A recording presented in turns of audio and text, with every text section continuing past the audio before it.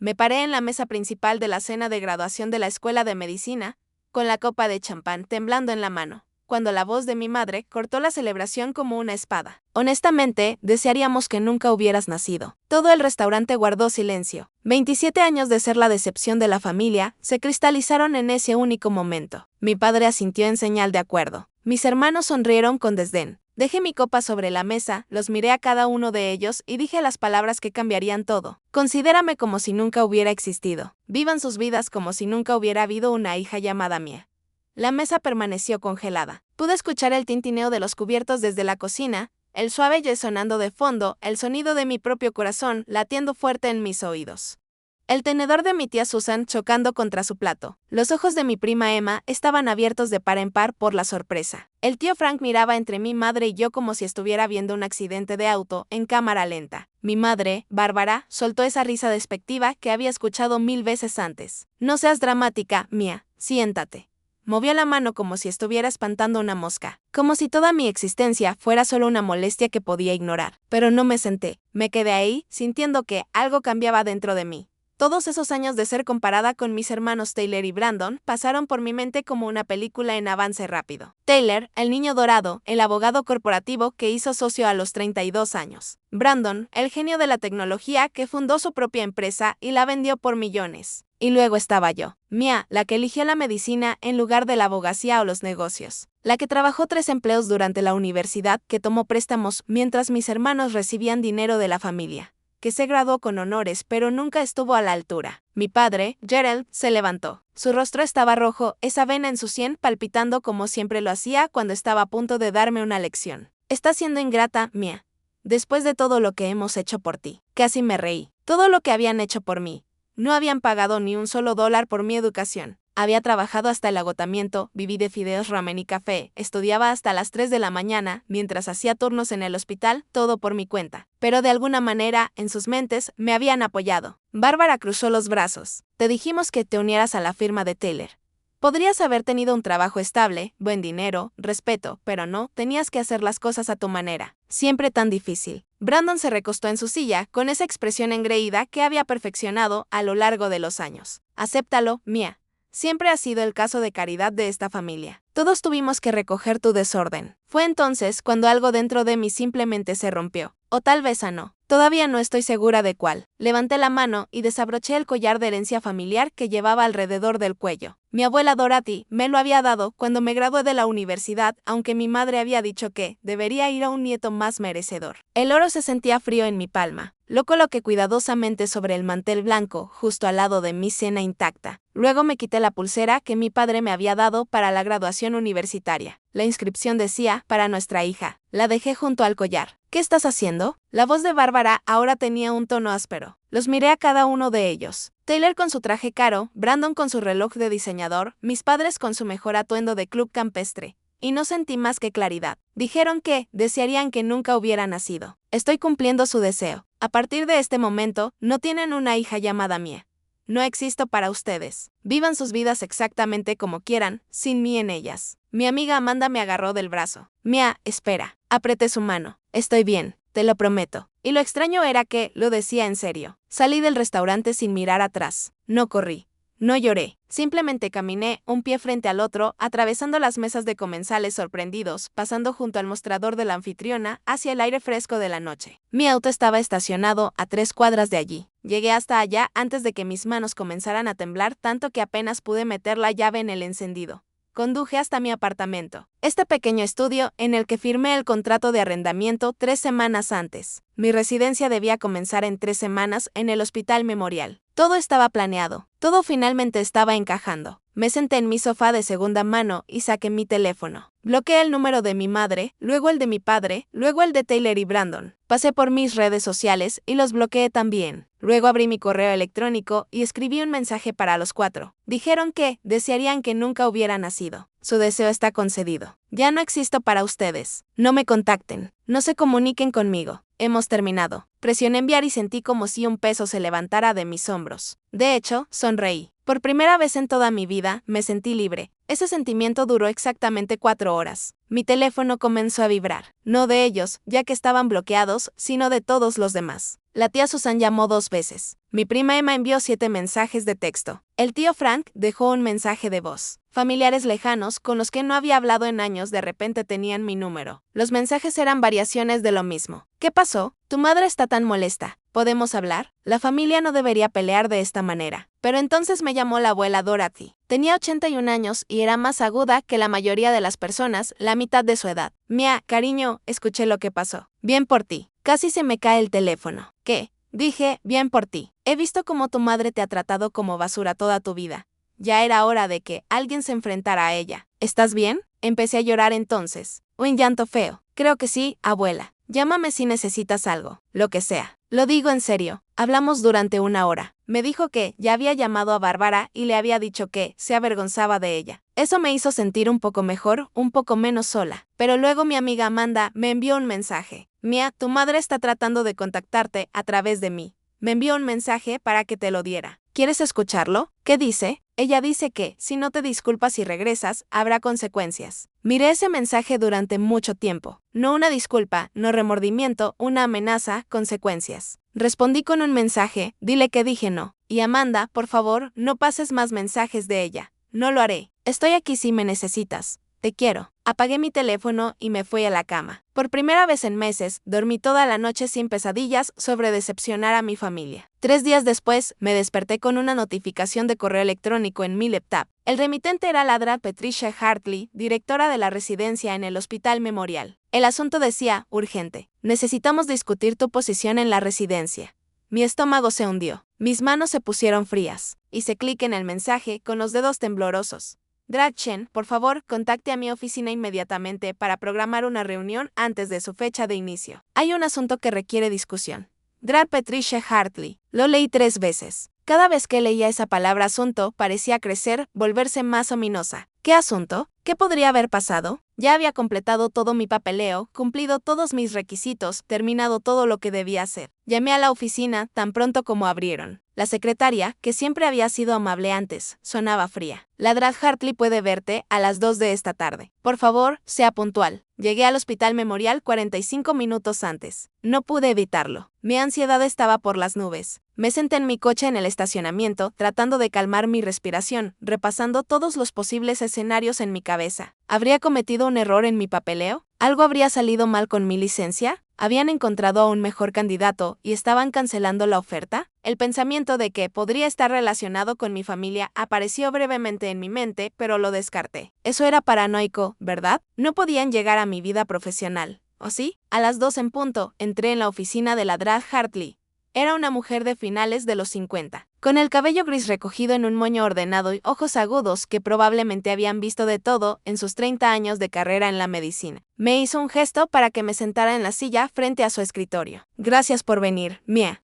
Su voz sonaba profesional, pero percibí algo en ella. ¿Preocupación? ¿Decepción? No estaba segura. Por supuesto, su correo decía que había un asunto que discutir. Abrió una carpeta sobre su escritorio y sacó varias hojas de papel. Hemos recibido algunas comunicaciones en los últimos días que han generado preocupación en nuestra administración. Mi corazón comenzó a latir con fuerza. ¿Qué tipo de comunicaciones? Correos electrónicos y llamadas telefónicas anónimas dirigidas a la junta del hospital. Varias personas han reportado inquietudes sobre su carácter, su estabilidad y su idoneidad para enfrentar la presión de una residencia médica. Sentí como si me hubieran dado un puñetazo en el estómago. ¿Qué? Eso no es cierto. ¿Quién dijo eso? La doctora Hartley deslizó los papeles sobre su escritorio. Estos son impresos de los correos electrónicos que recibimos. Describen un incidente en una cena pública donde, supuestamente, tuvo un colapso emocional. Según esos reportes, lanzó joyas, gritó obscenidades violentamente a los miembros de su familia y salió furiosa en lo que los testigos describieron como un ataque de ira inestable. Me quedé mirando las palabras en la página. La cena de graduación. Pero eso no fue lo que pasó. Eso no fue lo que pasó en absoluto. Drag Hartley, eso no es verdad. Nada de eso es cierto. Mi voz temblaba. Sí, hubo un incidente en mi cena de graduación, pero no fue así. Mi familia me dijo algo increíblemente hiriente y yo simplemente me quité unas joyas que me habían regalado y me fui. No arrojé nada. No grité. Solo me fui. Ella estudió mi rostro. ¿Alguien puede corroborar su versión de los hechos? Sí. Mi amiga Amanda estaba allí. Varios de mis compañeros de la escuela de medicina también. Al menos una docena de testigos vieron exactamente lo que ocurrió. Hablaba rápido ahora, las palabras se atropellaban unas con otras. Doctora Hartley, creo que mi familia podría estar detrás de estas denuncias. Tuvimos una pelea esa noche y corté todo contacto con ellos. Creo que están tratando de castigarme. Guardó silencio durante un largo momento. Mia, quiero creerte. Tu historial hasta ahora ha sido ejemplar. Tus profesores hablan muy bien de ti. Tus rotaciones clínicas fueron sobresalientes, pero lo sentí venir. Pero la administración del hospital está preocupada. Les inquieta el drama, la inestabilidad familiar que podría afectar tu desempeño. Varios miembros de la junta están presionando para retirar tu puesto. No podía respirar. Toda mi carrera, todo por lo que había trabajado, se estaba desmoronando frente a mí. Por favor, no haga esto. Puedo demostrar lo que realmente pasó. Puedo hacer que mis amigos envíen declaraciones. Puedo mostrarle que esas denuncias son falsas. La doctora Hartley asintió lentamente. He abogado por ti, Mie. Luché para que mantuvieras tu puesto. Esto es lo que pude negociar. Puedes comenzar tu residencia según lo planeado, pero estarás bajo estatus de prueba durante los primeros 6 meses. ¿Estatus de prueba? ¿Qué significa eso? Significa que serás observada más de cerca que otros residentes. Cualquier queja, cualquier problema, cualquier incidente, y tu puesto será terminado de inmediato. Sin segundas oportunidades. Tendrás que ser perfecta. Fue humillante, fue injusto, pero era mejor que perderlo todo. Lo entiendo. Gracias por luchar por mí. Documenta todo, Mia. Si lo que dices es cierto y tu familia está detrás de esto, debes protegerte. Obtén esas declaraciones de testigos. Presenta denuncias por los reportes falsos. Construye tu defensa. Salí de su oficina con náuseas. Me senté en mi coche y llamé a Amanda de inmediato. Contestó en el primer timbre. Mia, ¿qué pasa? Suenas terrible. Le conté todo. Estaba furiosa. Esto es una locura. Escribiré una declaración ahora mismo. Haré que todos los que estuvieron allí escriban las suyas también. Esto no está bien. Fiel a su palabra, en 2 días tenía declaraciones detalladas por escrito de Amanda y 3 compañeros más de la escuela de medicina que habían asistido a la cena. Todos dijeron lo mismo. Yo había estado tranquila, había sido respetuosa, me había ido en paz. No hubo violencia, ni gritos, ni inestabilidad. Envié todo a la administración del hospital junto con una denuncia formal sobre los reportes falsos. Sentí que estaba contraatacando, que recuperaba el control. Debería haberlo sabido mejor. 2 días antes de que comenzara mi residencia, sonó mi teléfono. Número desconocido. Aún así, contesté. Hola. ¿Habla Mia Chen? Sí. ¿Quién llama? Soy Ralph Sanders. Soy el arrendador del apartamento que está alquilando en la calle Oak. La boca se me secó. Sí. La llamo para informarle que su contrato de arrendamiento se da por terminado con efecto inmediato. Ya he alquilado la unidad a otra persona. Tiene 72 horas para desalojar. ¿Qué? No puede hacer eso. Tengo un contrato firmado. Pagué el primer y el último mes de renta y el depósito de seguridad. Usted proporcionó información falsa en su solicitud. Recibí una llamada de su anterior arrendador diciendo que fue desalojada por daños a la propiedad y alquileres impagos. Eso es fraude y anula el contrato. Eso no es cierto. Nunca me han desalojado. Dejé mi último apartamento en buenos términos. ¿Quién lo llamó? No está autorizado a decirlo, pero la información era muy detallada y provenía de una fuente que parecía creíble. Ya he tomado mi decisión. 72 horas, señorita Chen. Le enviaré su depósito una vez que inspeccione los daños. Colgó antes de que pudiera responder. Me senté en mi sofá, el único mueble que poseía, e intenté procesar lo que estaba pasando. Alguien había llamado a mi arrendador con mentiras. Alguien estaba atacando sistemáticamente cada parte de mi vida. Estaba a punto de comenzar uno de los trabajos más exigentes en la medicina y me iba a quedar sin hogar. Llamé a Amanda, quien inmediatamente me ofreció su sofá. Puedes quedarte el tiempo que necesites. No será por mucho tiempo. Solo necesito encontrar otro lugar, pero gracias pasé los siguientes 2 días buscando apartamento mientras empacaba mis cosas. Todos pedían primer mes, último mes y depósito. Tenía el dinero. Había estado ahorrando cuidadosamente para estos gastos durante la residencia.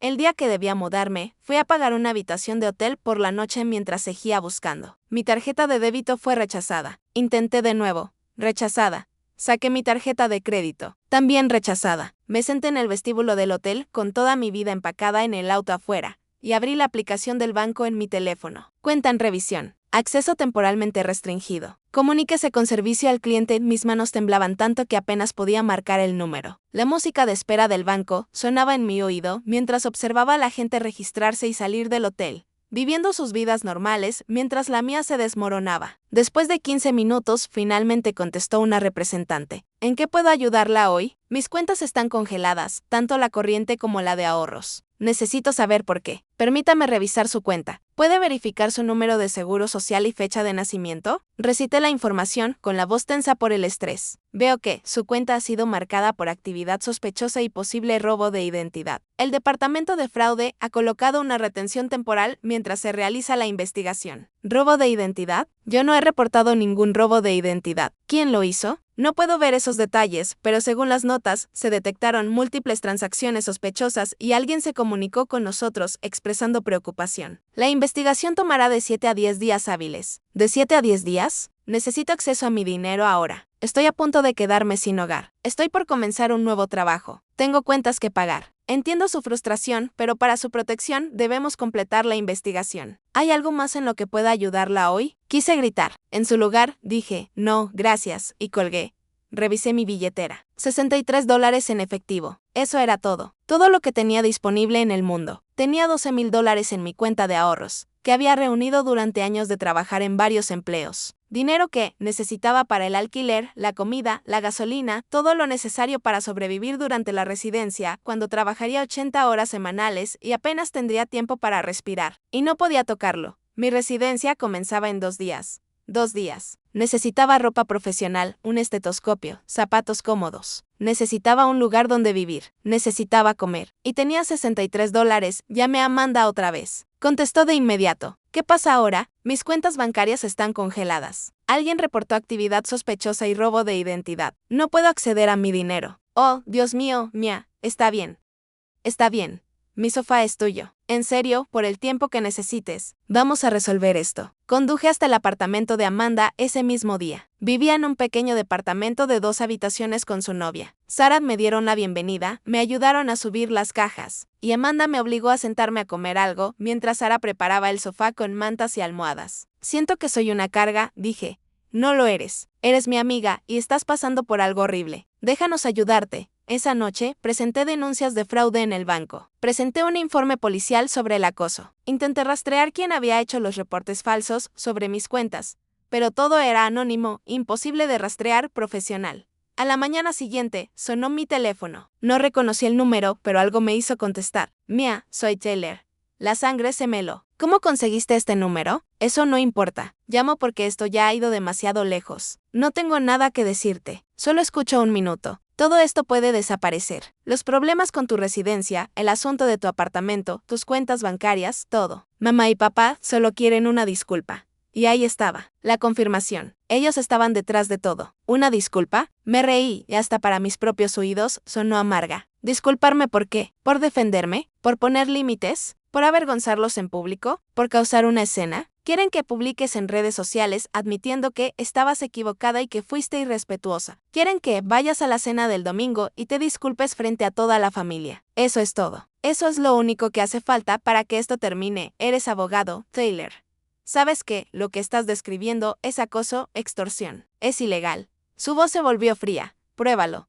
Todas esas quejas son anónimas. El bloqueo del banco es un protocolo estándar de fraude. El arrendador tomó su propia decisión basándose en la información que recibió. No hay nada que nos conecte con esto. Conozco gente en tu hospital, Mia. Conozco gente en tu banco. Conozco gente en todas partes. Nuestra familia tiene conexiones que ni puedes imaginar. Estás haciendo esto mucho más difícil de lo que tiene que ser. Somos familia. Al final volverás arrastrándote. ¿Por qué no te lo haces más fácil? Algo se rompió dentro de mí. Prefiero perderlo todo antes que darte esa satisfacción. No vuelvas a contactarme nunca más. Colgué y bloqueé el número de inmediato. Luego me quedé sentada, temblando, con la adrenalina recorriéndome el cuerpo. Amanda salió de su habitación. ¿Quién era? Mi hermano, confirmando lo que ya sabíamos. Ellos están detrás de todo. Deberíamos ir a la policía. Tiene razón, no hay pruebas. Todo es anónimo, todo circunstancial, y él es abogado con conexiones. Yo no soy nadie. No digas eso. No eres nadie. Estás a punto de ser la doctora Mia Chen,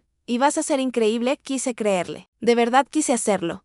Al día siguiente comencé mi residencia. Me puse el único atuendo profesional que todavía lucía decente. Llevaba mis viejos tenis porque no podía permitirme unos nuevos. Conduje hasta el Hospital Memorial con un cuarto de tanque de gasolina porque no podía pagar para llenarlo. Y a pesar de todo, a pesar del cansancio, del estrés y del miedo, me presenté. Hice la orientación. Conocí a mis compañeros de residencia. Trabajé mi primer turno en el departamento de emergencias y fui buena. Realmente buena. El médico supervisor, el Dr. Marcus Reynolds, incluso me apartó para decirme que había hecho un excelente trabajo con un paciente difícil. Por un momento, sentí esperanza. Tal vez podría sobrevivir a todo esto. Tal vez podría resistir y salir del otro lado. Durante mi descanso para almorzar, revisé el teléfono. Había un mensaje de la secretaria de la doctora Hartley. La doctora Hartley necesita verla en su oficina de inmediato. El estómago se me hundió. Caminé hacia su oficina con las piernas como gelatina.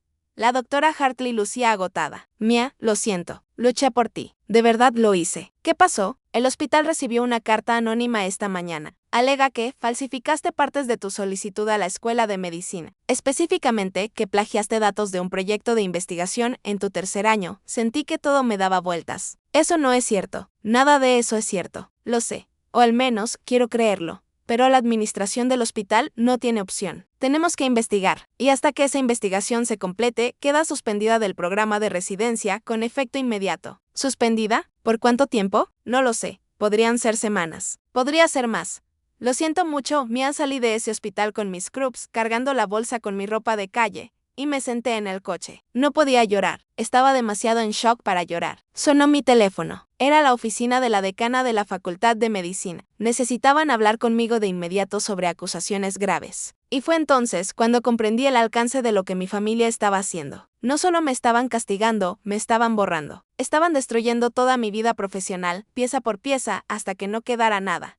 El regreso a mi facultad de medicina tomó 3 horas. 3 horas de autopista extendiéndose frente a mí mientras mi mente recorría todos los peores escenarios. Había construido toda mi vida alrededor de ser médica. 8 años de universidad y escuela de medicina. Miles de horas de estudio, rotaciones clínicas, noches sin dormir. $230,000 en préstamos estudiantiles. Y ahora alguien intentaba arrebatarlo todo con mentiras. Entré en el estacionamiento familiar de la escuela de medicina. Me había graduado de allí apenas 3 semanas antes. Había cruzado ese escenario con honores y ahora regresaba como alguien bajo investigación por fraude académico. La oficina de la decana Margaret Sullivan estaba en el 3er piso. Su secretaria, normalmente cálida y conversadora, casi no me miró a los ojos. Le está esperando. Pase. La decana Sullivan era una mujer alta de unos 60 años, con cabello plateado y fama de ser dura pero justa. Siempre le había caído bien. Incluso me había escrito una de las cartas de recomendación para la residencia. Pero hoy, su rostro estaba serio, mientras me hacía un gesto para que me sentara. Mia, gracias por venir con tan poca antelación. Imagino que sabes por qué necesitaba verte. Las acusaciones de plagio. Decana Sullivan, le juro que no hay nada de verdad en ellas. Jamás falsificaría datos ni plagiaría el trabajo de nadie. Nunca abrió un expediente sobre su escritorio. Alguien nos ha enviado acusaciones muy detalladas. Proporcionaron lo que parecen ser intercambios de correos entre tú y una compañera hablando de compartir datos de investigación de manera inapropiada. Los correos están fechados en tu tercer año y se refieren al proyecto de cardiología en el que trabajaste con el Dr. Torres. ¿Puedo verlos? Giró los papeles. Revisé los correos impresos. Parecían reales. Tenían mi dirección de correo, la de mi compañera Jennifer, marcas de tiempo, todo. Pero yo nunca había enviado esos correos. Ni siquiera había tenido conversaciones así con Jennifer. Son falsificaciones. Alguien creó correos falsos. Decana Sullivan, mi hermano Brandon, dirige una empresa tecnológica. Tiene las habilidades para crear algo así. Por favor, tiene que creerme. Te creo, Mia. O mejor dicho, quiero creerte. Pero entiendes que debo seguir el protocolo. La escuela debe investigar cualquier acusación de deshonestidad académica. Sin importar la fuente, me temblaban las manos. ¿Qué significa eso para mí? Significa que tu estatus como exalumna está bajo revisión. Si se demuestra que estas acusaciones son ciertas, podrían revocar tu título. Hasta que concluya la investigación, estás en un estado de limbo. El hospital ya ha sido notificado, lo cual supongo que sabes. Me suspendieron esta mañana. Lo siento. De verdad. Pero, Mia, debes entender la gravedad de esto. Incluso si demostramos que estas acusaciones son falsas, el daño a tu reputación ya está hecho. Están contactando a tus referencias profesionales. Están entrevistando a tus colegas. La gente está hablando. Sentí náuseas. ¿Cuánto tardará la investigación? Al menos 3 semanas, posiblemente más. Necesitamos revisar todos tus materiales de investigación originales, entrevistar a tus compañeros y supervisores de investigación, examinar la autenticidad de estos correos. Es un proceso exhaustivo. 3 semanas. Se supone que ahora mismo debo estar en la residencia. Cada día que no estoy allí, me estoy quedando atrás. Incluso si me absuelven, ¿quién va a querer contratar a una residente que ha estado bajo investigación por plagio? La expresión de la decana Salavanse suavizó. Sé que esto es devastador. Para que lo sepas, el doctor Torres ya se ofreció para ayudar con la investigación. Él supervisó tu trabajo de investigación y está seguro de que puede demostrar que tu trabajo fue original. Eso era algo, al menos. El doctor Richard Torres había sido mi mentor de investigación durante 2 años. Conocía mi trabajo mejor que nadie. Gracias. Aprecio que me lo haya dicho. Salí de la facultad de medicina sintiéndome vacía. Mi teléfono no dejaba de vibrar. Miré las notificaciones, mensajes de antiguos compañeros preguntando si los rumores eran ciertos, correos de colegas médicos con los que había trabajado, expresando preocupación, incluso un mensaje de voz de un hospital en el que había hecho una entrevista de residencia el año anterior, retirando su oferta. El rumor se estaba propagando rápido. En la comunidad médica, la reputación lo era todo y la mía se estaba destrozando en tiempo real. Conduje de regreso al apartamento de Amanda. Era temprano por la tarde y ella estaba en su propia residencia. Sara estaba en el trabajo. Tenía el lugar para mí sola. Me senté en su sofá con mi laptop y hice algo que probablemente no debería haber hecho. Me busqué en Google. El primer resultado era mi perfil profesional en LinkedIn. El segundo, el anuncio de mi graduación en la Facultad de Medicina. El tercero, una publicación en un foro de estudiantes de medicina. El hilo se titulaba ¿Alguien sabe qué pasó con Mia Chen? Hice clic contra mi mejor juicio. Los comentarios me revolvieron el estómago. Escuché que plagió su tesis de investigación. Mis amigos en Memorial dijeron que la suspendieron de la residencia en su primer día. ¿No tuvo algún tipo de crisis en su cena de graduación? Siempre pensé que era un poco inestable, demasiado intensa. Personas que ni siquiera me conocían estaban discutiendo mi vida, mi carácter, mi carrera, y cada comentario me hacía parecer peor. Cerré la laptop y me cubrí el rostro con las manos. Por primera vez desde aquella cena, me permití llorar de verdad. No lágrimas silenciosas, sino un llanto profundo, de esos que sacuden todo el cuerpo. Lloré por la carrera que estaba perdiendo, por la reputación que estaban destruyendo, por los 8 años de trabajo que estaban siendo borrados, por el futuro que había planeado y que ahora se desmoronaba en polvo. Cuando Amanda llegó esa noche, me encontró aún en el sofá, agotada de tanto llorar. Oh, Mia. Se sentó y me abrazó. ¿Qué pasó hoy? Le conté todo. La reunión con la decana Salavan, los correos falsos, la investigación, los rumores en internet. Para cuando terminé, estaba furiosa. Esto es una locura. Tenemos que contraatacar. Tenemos que exponer lo que están haciendo. ¿Cómo?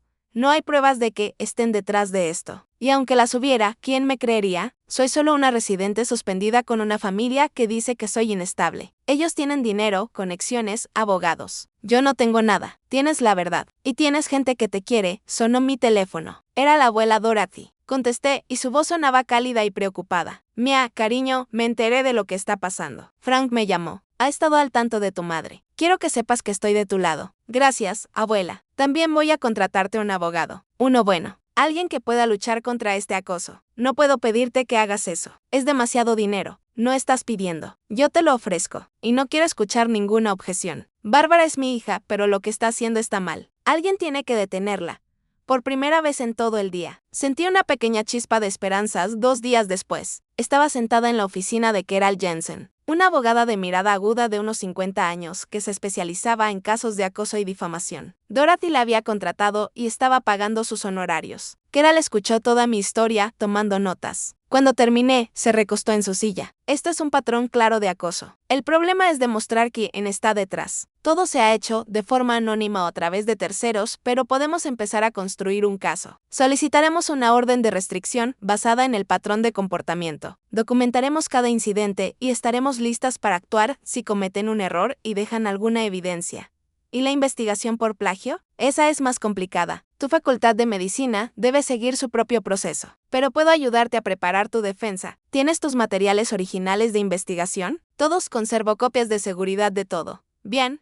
Necesitaremos demostrar que esos correos son falsificaciones. Eso significa que un experto en tecnología debe examinarlos. Conozco a alguien que puede ayudarnos. Por primera vez en semanas, sentí que tenía a alguien de mi lado que sabía cómo contraatacar. Pero luego, como todo en mi vida últimamente, las cosas empeoraron. La investigadora de Keral descubrió que mis cuentas bancarias no solo habían sido congeladas. Antes de que ocurriera el bloqueo, alguien había iniciado transferencias electrónicas desde mis cuentas. Faltaban más de $9,000. ¿Cómo es posible? Yo no autoricé ninguna transferencia. Alguien tenía tu información bancaria y tus datos de seguridad. Transfirieron el dinero en pequeñas cantidades a lo largo de varios días para evitar activar las alertas de fraude. Luego ellos mismos reportaron la actividad sospechosa para cubrir sus huellas. ¿Puedo recuperarlo? Eventualmente, pero tendrás que presentar reclamaciones de fraude al banco.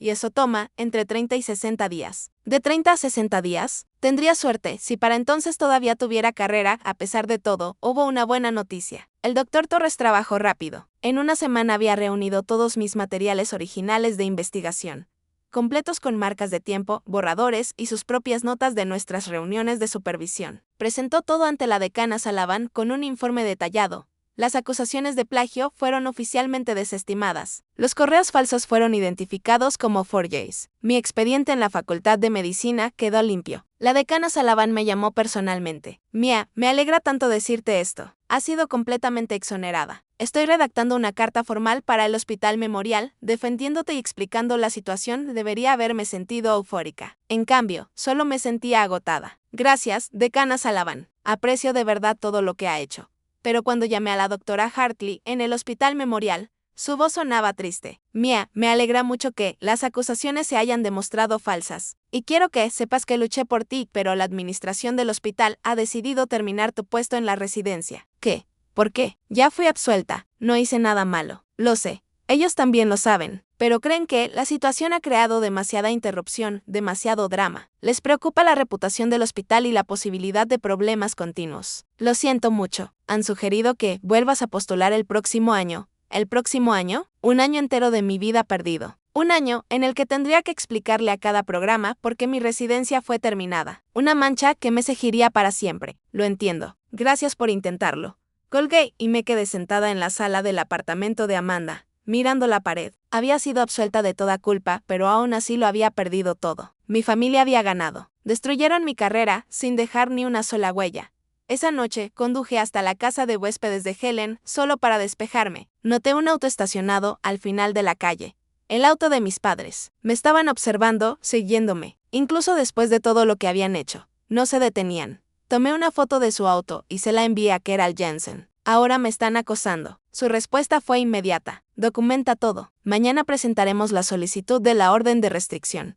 Pero la mañana siguiente trajo otra crisis. Me desperté con una llamada de Carol.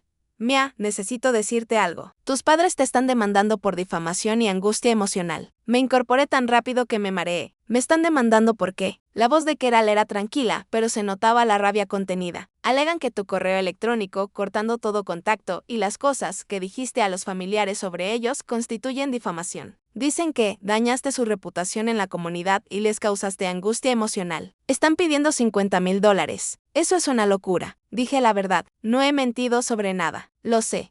Y la verdad es una defensa absoluta contra la difamación. Pero defenderte de esta demanda costará dinero. Honorarios legales, gastos judiciales, declaraciones bajo juramento. Estamos hablando de entre $15,000 y $20,000, incluso si ganamos. No tengo ese dinero. No tengo nada. Tu abuela está dispuesta a cubrirlo. Ya hablé con ella esta mañana. Sentí que me ahogaba en un océano de deudas y obligaciones. Dorothy ya estaba pagando a mi abogada. Ahora tendría que pagar también por defenderme de mis propios padres. Era humillante. La audiencia de la demanda está programada para dentro de 6 semanas, continuó Carol. Tu hermano Taylor los está representando. Por supuesto. Taylor tenía conexiones en todo el sistema legal. Esto iba a ser feo. Colgué con Carol y miré el reloj. Las 7:30 de la mañana. Amanda ya había salido hacia el hospital. Sara estaba en el trabajo. Yo estaba sola en su apartamento, desempleada, bajo investigación, demandada y sin dinero. Me vestí y salí a la calle. Necesitaba conducir a algún lugar, a cualquier lugar, solo para despejar mi cabeza. Pero cuando llegué a la entrada, mi coche no estaba. Caminé de un lado a otro por la calle pensando que tal vez había estacionado en otro sitio y lo había olvidado. Pero no.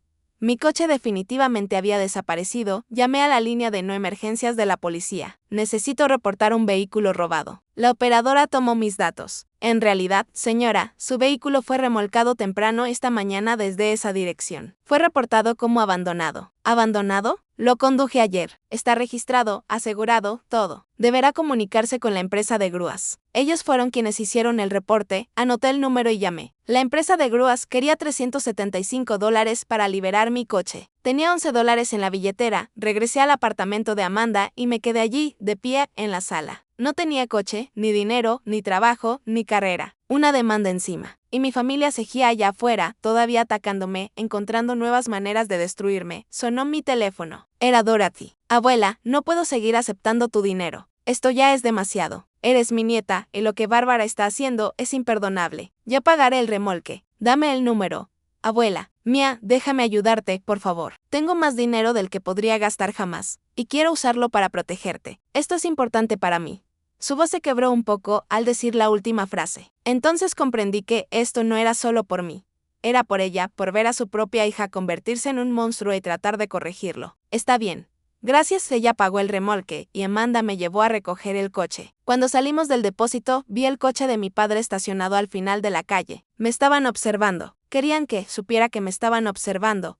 Durante los días siguientes, Keral trabajó en la solicitud de la orden de restricción. Documentamos cada incidente de acoso, cada denuncia falsa, cada ataque contra mi vida. Ella preparó un caso completo. La audiencia de la orden de restricción se fijó para la semana siguiente. Pero 3 días antes, recibí una llamada del tío Frank. Mía, tienes que venir al hospital. Tu abuela tuvo un derrame cerebral. Todo se detuvo. ¿Está bien? Está estable. Se va a recuperar, pero fue grave. Está en el hospital St. Mary, conduje allí de inmediato. Dorothy estaba en la UCI, conectada a monitores, pero despierta. Cuando me vio, intentó sonreír. Ni se te ocurra sentirte culpable por esto, dijo. Sus palabras salían un poco arrastradas, pero se entendían. Soy vieja. Estas cosas pasan. Pero sí me sentía culpable. El estrés de todo, las peleas con Bárbara, las batallas legales, todo había pasado factura. Me quedé con ella durante horas. El tío Frank llegó al anochecer. Me llevó aparte en el pasillo. Bárbara ya está haciendo movimientos, dijo en voz baja. Presentó una solicitud de tutela de emergencia para mamá esta mañana. Alega que está incapacitada y no puede tomar decisiones por sí misma. Tuvo un derrame, pero está lúcida. Está hablando. Está consciente. Lo sé. Pero Bárbara está tratando de tomar control del dinero de mamá. Si lo logra, eso significa que no habrá más fondos para tu defensa legal. Sentí que iba a vomitar. ¿Puede hacerlo? Lo está intentando, pero la estamos impugnando. También lo están haciendo otros familiares. No vamos a dejar que lo consiga. Durante la semana siguiente, mi vida se convirtió en una confusión de visitas al hospital, reuniones legales y pura supervivencia. Encontré un trabajo de medio tiempo como consultora médica para una empresa de atención sanitaria. No era una residencia, pero pagaba las cuentas y me permitía usar mis conocimientos médicos. Empecé a trabajar 40 horas a la semana mientras lidiaba con abogados y fechas de audiencias.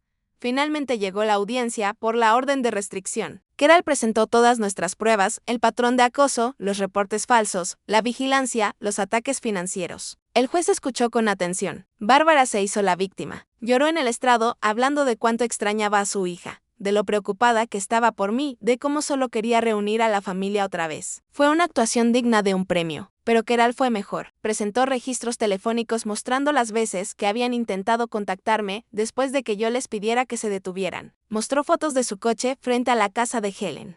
Hizo que Amanda y otros testigos testificaran sobre el acoso. El juez concedió una orden de restricción temporal. Bárbara y Gerald debían mantenerse a más de 90 metros de mí. No podían contactarme directamente ni a través de terceros. Cualquier violación resultaría en arresto. Bárbara perdió la compostura en la sala. Se levantó gritando lo desagradecida que era, cómo había destruido a la familia, cómo había envenenado a todos en su contra. El juez la amenazó con un cargo por desacato. Fue la primera vez que vi a mi madre realmente fuera de sí.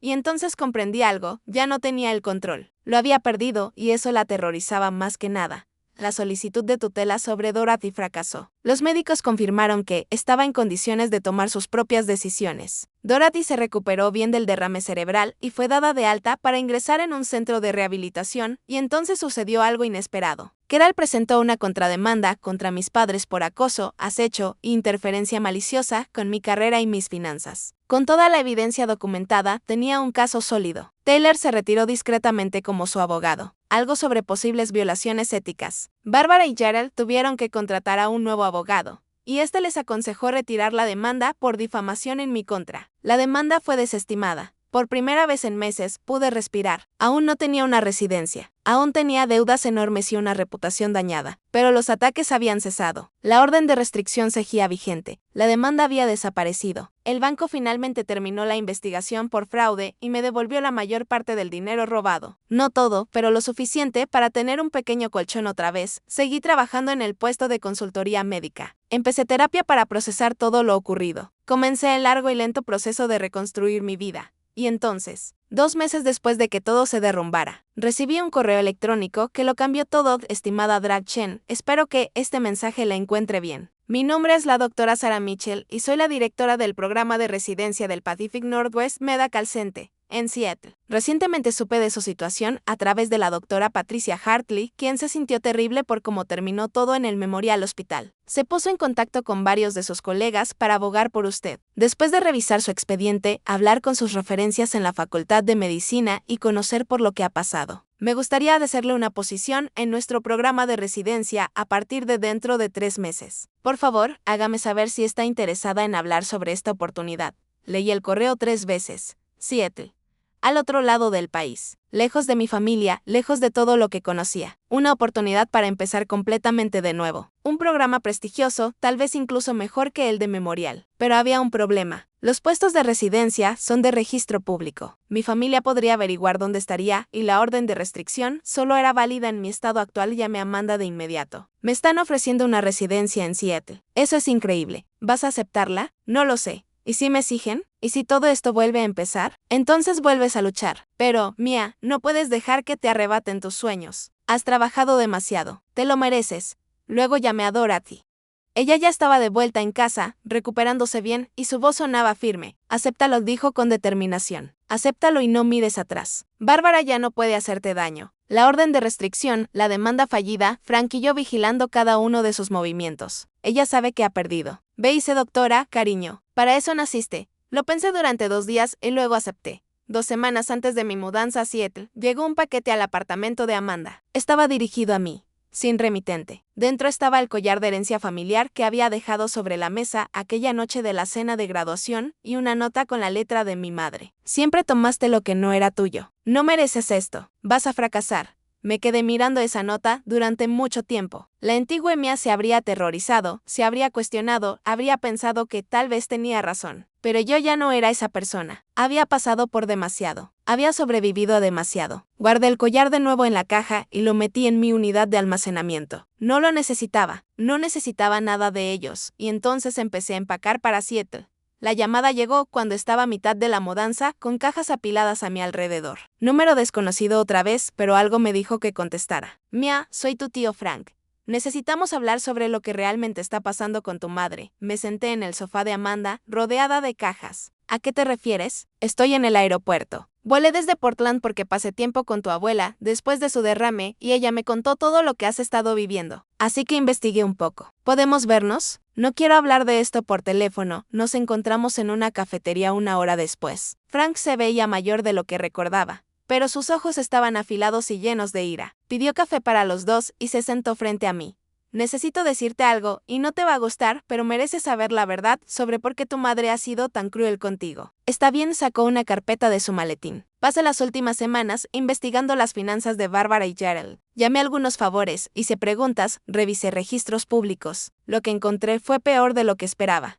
Abrió la carpeta y me mostró documentos, estados de cuenta, informes de crédito, registros legales. Tus padres están en bancarrota, Mia. No solo con dificultades, completamente arruinados. El negocio de Gerald fracasó hace 2 años, pero lo han estado ocultando. Tienen cientos de miles de dólares en deudas. Están a punto de perder la casa. Han estado viviendo de tarjetas de crédito y préstamos de Taylor y Brandon para mantener las apariencias. Me quedé mirando los números en la página. No tenía sentido. Siempre habían parecido tan exitosos, tan estables. No entiendo. ¿Qué tiene eso que ver conmigo? Frank sacó otro documento. Esta es una copia del testamento de Dorothy de hace 5 años. Ella lo cambió después de que Bárbara intentara manipularla para que le diera dinero para una de las inversiones fallidas de Gerald. En el testamento actual, Bárbara solo recibe el 20% de la herencia. Tú recibes el 50%. El resto va a otros nietos y organizaciones benéficas. Sentí las manos heladas. No lo sabía. Bárbara sí. Lo sabe desde hace años. Y ha estado intentando todo para lograr que Dorothy lo cambie o conseguir la tutela para controlar su dinero. Tu abuela tiene un patrimonio de unos 4 millones de dólares, Mia.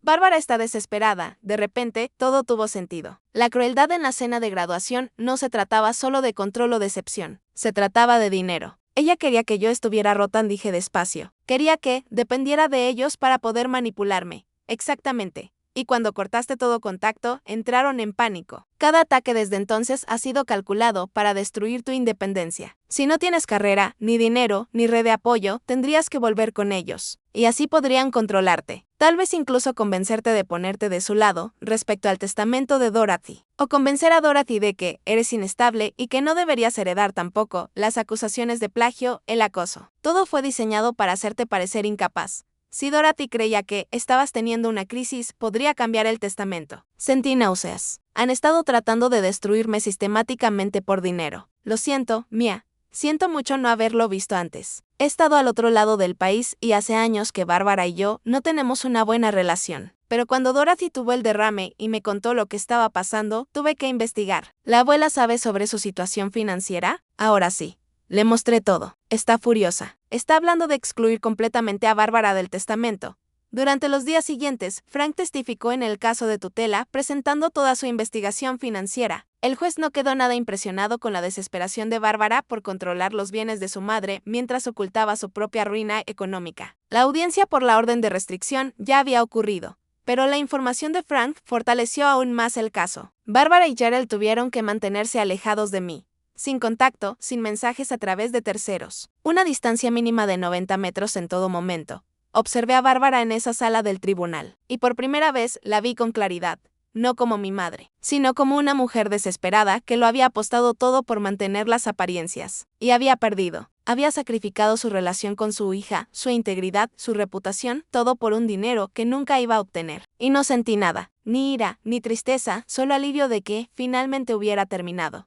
La demanda por difamación que habían presentado contra mí colapsó bajo el peso de todas las pruebas. La contrademanda de Keral por acoso e interferencia maliciosa era tan sólida que su nuevo abogado les aconsejó llegar a un acuerdo inmediato. Retiraron su caso.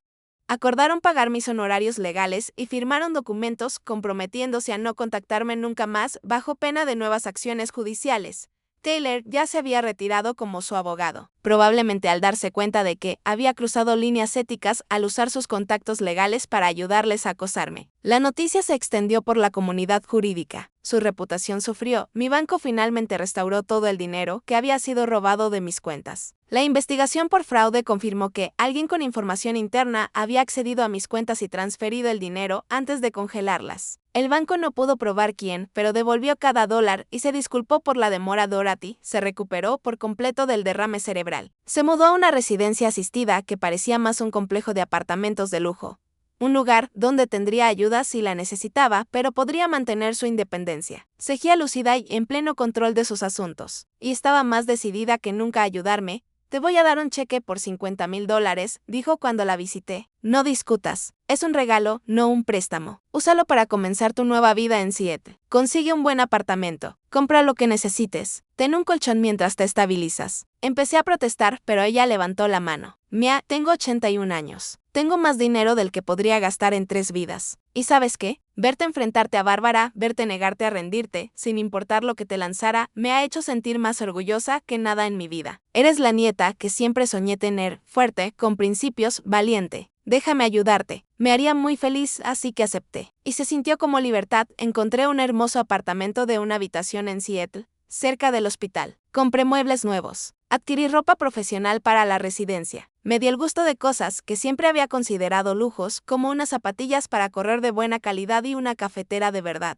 Amanda me organizó una fiesta de despedida. Dorothy asistió, apoyada en un andador pero sonriendo. Frank voló desde Portland. Sarah, la novia de Amanda, preparó una cena increíble. Varios amigos de la Facultad de Medicina se presentaron. Fue algo pequeño, pero lleno de personas que realmente se preocupaban por mí, dijo Amanda levantando su copa, quien nos mostró a todos lo que es la verdadera fuerza. Todos brindaron, y sentí lágrimas en los ojos. Lágrimas buenas esta vez. Me mudé a Seattle 2 semanas después. El viaje por carretera duró 4 días, y cada kilómetro se sintió como dejar el pasado atrás. Escuché podcast y música, paré en restaurantes de carretera, dormí en moteles baratos. Para cuando llegué a Seattle, me sentía más ligera que en años. El Pacific Northwest Medical Center me recibió con los brazos abiertos. Mi nueva directora de residencia, la doctora Sarah Mitchell, era cálida y solidaria. Mis compañeros residentes eran amables y talentosos. Nadie sabía nada de mi pasado, de todo aquel drama. Yo era simplemente la doctora Mia Chen, la nueva residente, que había llegado desde la costa este. Trabajé duro, más duro que nunca. Semanas de 80 horas en el departamento de emergencias, aprendiendo de médicos increíbles, tratando pacientes, salvando vidas. Y amé cada minuto agotador de ello. Por primera vez en mi vida, me sentía feliz. Verdaderamente, completamente feliz, me hice amiga de mi grupo de residencia. Empecé a salir con alguien, Chris, un enfermero amable y divertido que no tenía idea del caos familiar que había dejado atrás. Adopté un perro de un refugio local, un mestizo encantador llamado Charlie, que me recibía todos los días como si fuera lo mejor que le había pasado en el mundo. Hablaba con Dorothy por videollamada cada domingo. Me mantenía en contacto con Frank con regularidad. Amanda vino 2 veces ese primer año y exploramos Seattle juntas como turistas. Iba a terapia todas las semanas para procesar el trauma de lo que mi familia me había hecho. Mi terapeuta me ayudó a entender que alejarme de ellos no era crueldad, era supervivencia, y que no le debía acceso a mi vida a nadie. Ni siquiera a la familia. Pasaron 18 meses. 18 meses de construir una nueva vida, una mejor vida. Destacaba en mi programa de residencia. Los médicos supervisores me apreciaban. Las evaluaciones de mis pacientes eran excelentes. Volví a publicar investigaciones, esta vez en medicina de emergencia. Todo por lo que había trabajado finalmente estaba ocurriendo. Y entonces, un día, recibí un correo de Taylor. Asunto, mamá está enferma, lo miré durante mucho tiempo antes de abrirlo. Mia, sé que no se supone que debamos contactarte, pero esto es importante. Mamá ha sido diagnosticada con cáncer de mama en etapa 3. Comenzará el tratamiento la próxima semana. Ha estado pidiendo verte. Dice que lamenta todo lo que pasó y quiere reconciliarse. Papá me pidió que te escribiera. Por favor, considera venir a verla. Te necesita. Al final del mensaje, Gerald había añadido una nota. Por favor, vuelve a casa. Te necesita. Todos te extrañamos. Leí el correo 3 veces. Sentí como mi pulso se aceleraba, como esa ansiedad familiar volvía a instalarse, junto con la culpa de siempre, la vieja voz en mi cabeza susurrando, pero es tu madre. Entonces cerré el correo. No respondí de inmediato. En su lugar, llamé a Dorothy. Abuela, ¿sabías del diagnóstico de Bárbara? Lo sabía. Me llamó la semana pasada. Mia, lo siento. Está enferma, de verdad lo siento. Pero tienes que saber algo. No está arrepentida. Está asustada y quiere apoyo, pero no ha cambiado. No se ha disculpado. Está usando su enfermedad para tratar de manipularte y hacerte sentir culpable. ¿Cómo lo sabes? Porque me llamó intentando usar el diagnóstico para convencerme de cambiar mi testamento. Dijo que necesitaba seguridad económica para su tratamiento y que tú deberías entenderlo, siendo médica. Le dije que no. También le dije que tratar de manipularme mientras está enferma era especialmente bajo. Sentí esa misma claridad de siempre. La misma que había sentido en la cena de graduación cuando me levanté y me fui. Gracias por decírmelo. ¿Qué vas a hacer? Lo que necesito hacer por mí. Abrí mi laptop y escribí una respuesta para Taylor. Lamento escuchar sobre la enfermedad de Bárbara. Espero que responda bien al tratamiento y que se recupere por completo. Sin embargo, mantengo lo que dije hace 18 meses. No existo para ustedes. Ya no soy su hija, ni su hermana, ni su familiar. Esa puerta se cerró definitivamente cuando eligieron destruir mi vida en lugar de respetar mis límites. Por favor, no vuelvan a contactarme. Les deseo lo mejor, pero desde la distancia. Presioné enviar antes de poder dudar. Luego bloqueé la dirección de correo de Taylor. No sentí culpa. Sentí libertad. Esa noche me llamó Dorothy. Bárbara me llamó llorando. Dijo que te negaste a verla. Está diciendo a todo el mundo que eres despiadada. Estoy bien con eso. Que diga lo que quiera, a quien quiera. Estoy a 3000 millas de distancia, viviendo mi vida, y ella ya no puede tocarme. Bien, dijo Dorothy. Estoy orgullosa de ti, cariño. Los meses siguientes transcurrieron en paz. Supe por Frank que el tratamiento de Bárbara iba bien, que probablemente se recuperaría por completo. Me alegré. No le deseaba ningún mal, pero tampoco la quería en mi vida. Taylor envió un último correo que no abrí, y después nada más. Finalmente habían entendido el mensaje 3 años después de la cena de graduación. Me encontraba frente a un espejo, en el salón de un hotel, ajustando mi gafete.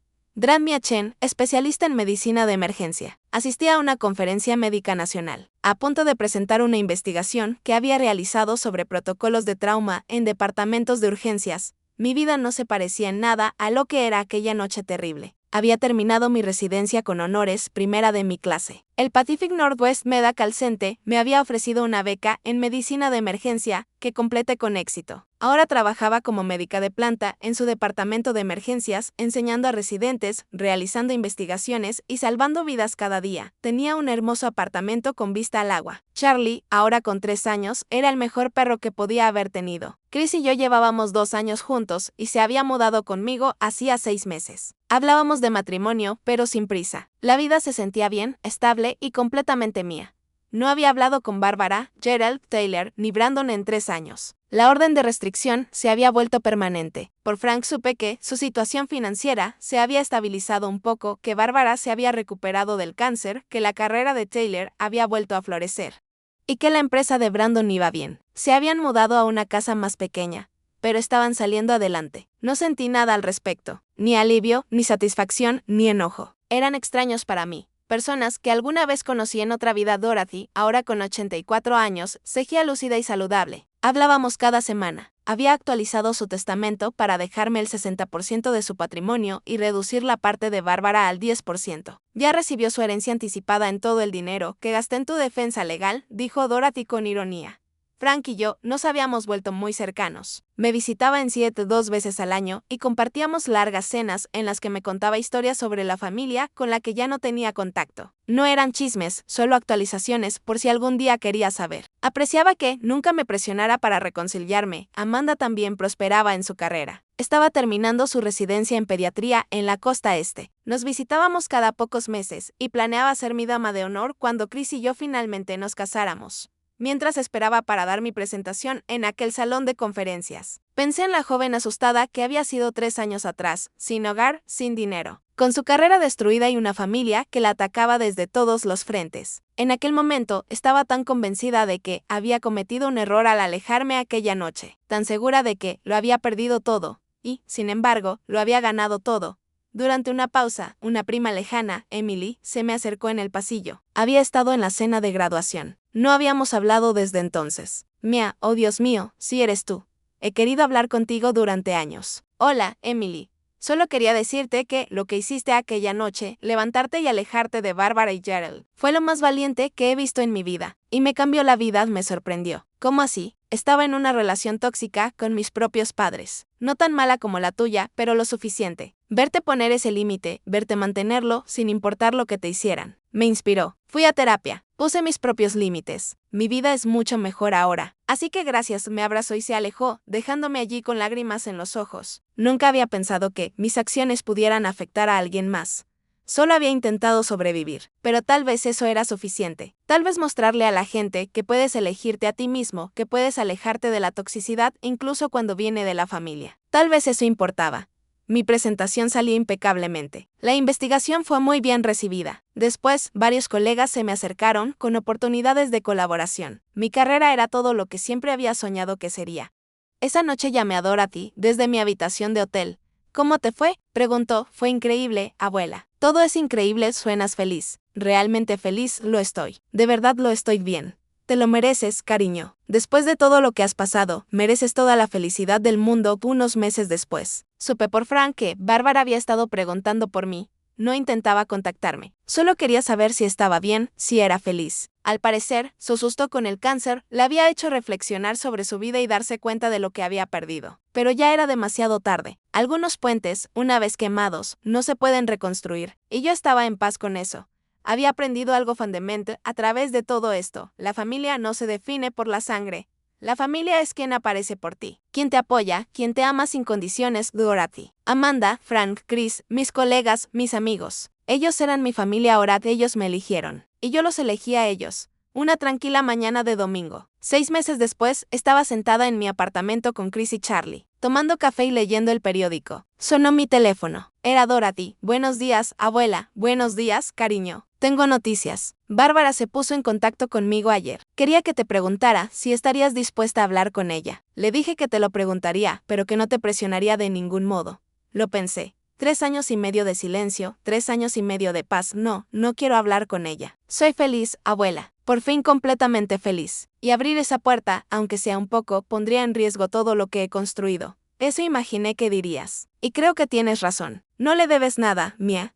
Ni tu tiempo, ni tu perdón, ni tu presencia. Le diste 27 años. Es más que suficiente, gracias por entenderlo. Siempre, cariño. Siempre. Unas semanas después, me estaba preparando para ir al trabajo cuando vi mi reflejo en el espejo. Llevaba mi bata médica, el estetoscopio alrededor del cuello. El cabello recogido, me veía exactamente como lo que era. Una médica especialista en emergencias. Exitosa, en la cima de su carrera, alrededor de mi cuello colgaba el collar de herencia familiar. Dorothy me lo había entregado de forma permanente, después de que Bárbara lo pidiera de vuelta. Era de tu madre, él me dijo. Pero debería pertenecer a alguien que represente lo mejor de nuestra familia. Esa eres tú, Mia, pero ahora el collar. Significaba algo distinto para mí ya, no se trataba de la aprobación de Bárbara ni de una obligación familiar. Se trataba del amor de Dorothy, de mi propia fortaleza, era un recordatorio de todo lo que había superado. Toqué el collar y sonreí ante mí. Reflejo. Lo lograste, susurré. Te convertiste en exactamente lo que estabas destinada a ser. Y salí por la puerta para ir a salvar vidas. Libre al fin, a través de todo esto, aprendí algo profundo. Algo que quiero que cualquiera que esté lidiando con una familia tóxica entienda. A veces, el acto de amor más grande que puedes tener contigo mismo es alejarte de las personas que se niegan a amarte de vuelta. No le debes a nadie acceso a tu vida, ni siquiera a la familia, especialmente no a la familia que usa esa relación para hacerte daño. La sangre no crea familia, el amor. El respeto y el apoyo sí lo hacen. Cuando te eliges a ti mismo, cuando estableces límites y los mantienes, sin importar lo que pase, creas espacio para el amor real, el éxito real y la paz real. Las personas que realmente te aman respetarán tus límites. Las que no lo hagan, nunca te amaron de verdad. Han pasado casi 4 años desde aquella cena de graduación. 4 años construyendo una vida en mis propios términos, encontrando familia en las personas elegidas, no en las asignadas. 4 años descubriendo que soy más fuerte de lo que jamás imaginé. Aún tengo días difíciles. La terapia continúa. El trauma no desaparece de la noche a la mañana, pero también tengo días buenos. Días increíbles, días en los que me despierto agradecida por cada decisión que tomé, incluso las aterradoras, especialmente las aterradoras, porque esas decisiones, la de alejarme, la de estar sola, la de seguir luchando cuando todo parecía perdido, fueron las que me salvaron la vida. Y si estás leyendo esto mientras lidias con tu propia familia tóxica, preguntándote si deberías poner límites o alejarte, sintiéndote culpable por querer elegirte a ti mismo, quiero que sepas algo: mereces paz, mereces respeto, mereces un amor que no venga acompañado de condiciones ni crueldad. Y si las personas que se supone deberían amarte no pueden darte eso, tienes todo el derecho a alejarte. No será fácil. Puede que sea lo más difícil que hagas en tu vida, pero al otro lado de esa dificultad están la libertad, la paz y una vida que realmente te pertenece. Y esa vida vale la pena. Vale la pena luchar por ella. Ahora quiero escucharte a ti. ¿Alguna vez has tenido que poner límites con familiares tóxicos? ¿Cómo encontraste el valor para elegirte a ti mismo? ¿Qué le dirías a alguien que esté luchando con una situación similar en este momento? Comparte tus pensamientos y tus historias en los comentarios. Tu experiencia podría ser exactamente lo que alguien más necesita escuchar hoy. Si esta historia resonó contigo, por favor, tómate un momento para darle me gusta a este video. Ayuda a que otras personas que necesiten oír este mensaje puedan encontrarlo. Y si aún no lo has hecho, suscríbete al canal para más historias sobre cómo superar la adversidad, establecer límites y elegirte a ti mismo. No olvides compartir este video con quien necesite recordar que merece algo mejor. Gracias por escuchar mi historia. Sé que fue larga, pero las cosas reales, las verdaderamente difíciles en la vida, no tienen explicaciones simples. Son confusas, complicadas, dolorosas, pero también conducen al crecimiento, a la fuerza y a la libertad. Espero que, donde quiera que estés en tu propio camino, cualquiera que sea la batalla que estés librando, sepas que no estás solo, que tu lucha es válida, que elegirte a ti mismo no es egoísmo, es supervivencia. Cuídense.